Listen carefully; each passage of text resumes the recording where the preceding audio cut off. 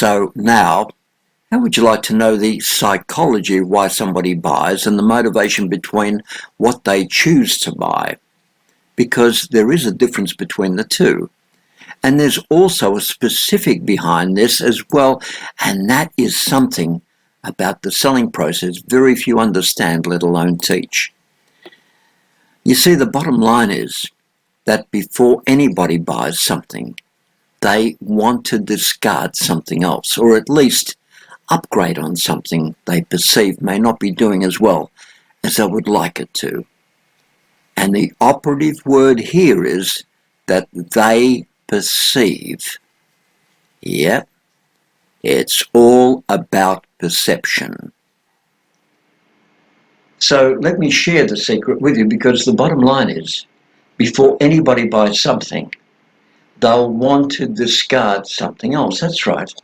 They'll want to get rid of something, or at least they'll want to upgrade on something they perceive may not be doing as well as they'd like it to. And the operative word here is that they perceive.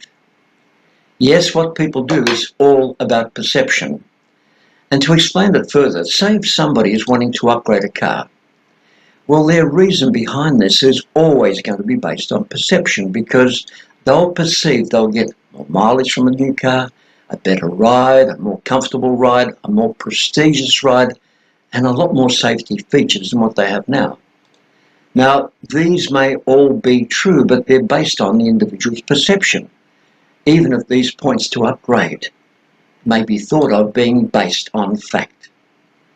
And remember, we're all based on emotion, and then we'll justify everything we do emotionally with logic if we get to understand what we're doing properly.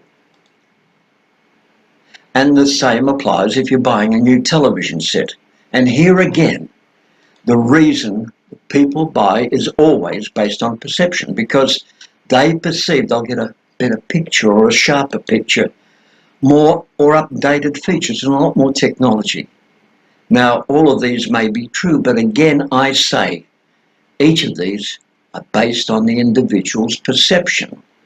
And even if these points to upgrade were based on facts as far as they're concerned, it's all still, again, about perception. And again, I want to remind you that we all buy based on emotion, and then we justify everything we do emotionally with logic, if we know that we actually are justifying it with logic. Many people don't. Now, even when we buy a high-ticket item, like the motive we use to buy a house, it may be a little more tricky, but again, the reasoning here is all based on emotion, generally never on logic. And in fact, most real estate agents, at least here in Australia, base most of their perception that house hunters will upgrade or downsize their house every 7 years or so. Now, that may have been the case 20 or 30 years ago, but that perception may be out of date. But guess what? That perception is still perceived by many to still work today. And again, it may be wrong, but the perception says that's what they believe will happen. And the fact is, most of what people buy and most of what is sold is based around the concept of perception. Now, no matter how true or false that perception may be, the concept of buying and selling is mainly based around perception. Now, I've laboured on this for quite some time now, and I know how true it is. So, what do you do next? Well, the first thing you need to do is to find out what their perceptions are, or what their perceptions may be on a certain item or service. But what most sales trainers, again, sales managers and entrepreneurs don't teach you is how to get around that issue of perception and find out what they perceive to be the facts in their own minds. And yet, I don't understand why they don't teach it, because that too is simple to understand. Now, around 30 years ago, or even more than that, I attended a sales training seminar by a USA-born motivator called Lee Du Bois. And I found out recently, by the way, that he's still training, even though he's in his 80s. And even though he's a lot older than me, he's still training. And the biggest one takeaway that I got from that training was just one phrase that I've used over and over and over again since.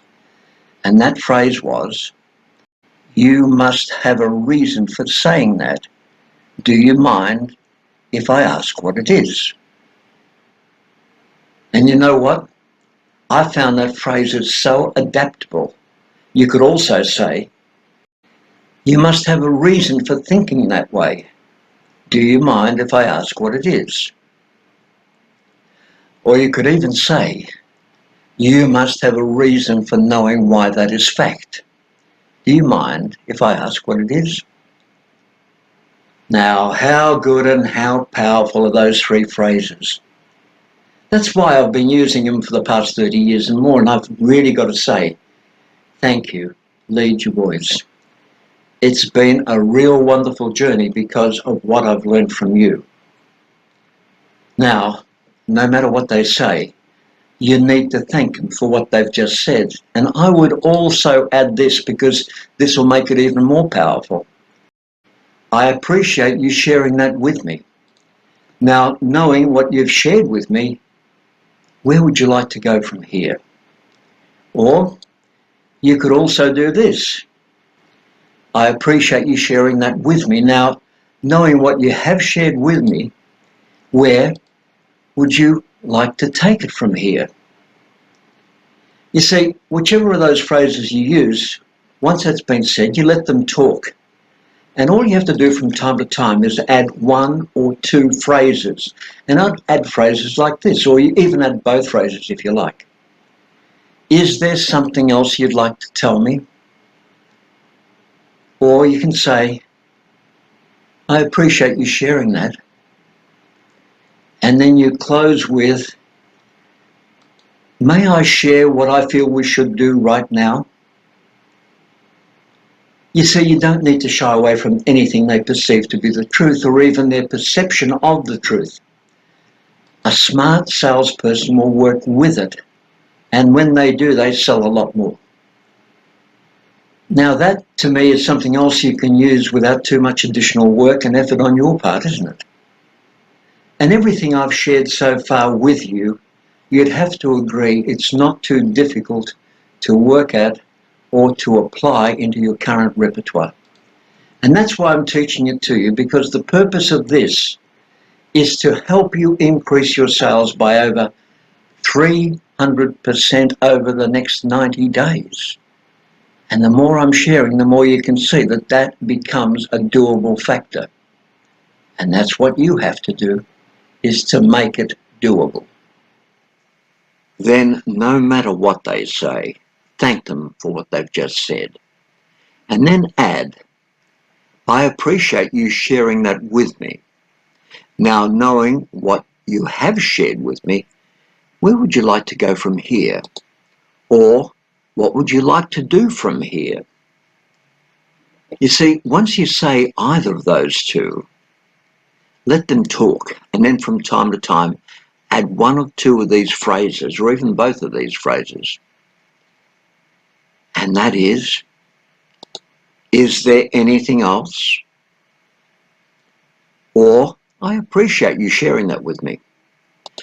And once said, you can close with, may I share what I feel we could do right now? And once you've said that, don't shy away from anything they perceive to be the truth, or even their perception of the truth. Work with it. And if you do, you'll sell more. And that's something else you can use without too much additional work and effort on your part. And you'd have to agree everything I've shared with you so far, you would have to agree is not too difficult to work at or to apply in any situation.